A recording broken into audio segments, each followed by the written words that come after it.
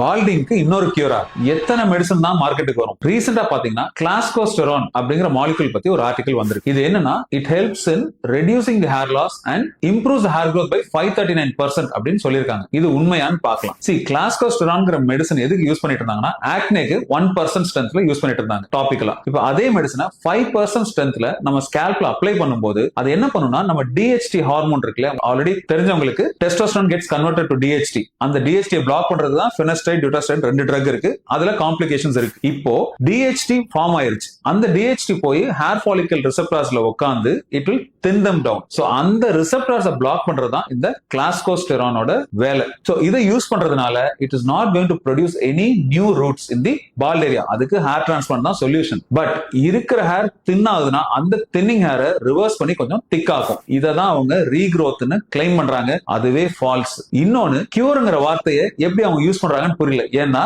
If it is a cure you can use for certain period. ஒரு 6 மாசம் medicine use பண்ணி கம்ப்ளீட்டா hair வளர்ந்து அதுக்கப்புறம் மெடிசனே தேவையில்லை, கியூர் ஆயிடுச்சுன்னா தான் கியூர்ங்கிற வார்த்தையை யூஸ் பண்ணணுமே தவிர இந்த மாதிரி ஹேர் லாஸ் இஷ்யூஸ்க்கு you can only use a term called treatments. So இந்த treatment has to be continued and not stopped. So அதனால there are a lot of things we have to study and we have to wait for proper research on its efficacy and safety before using it on our patients, and that too only after approval.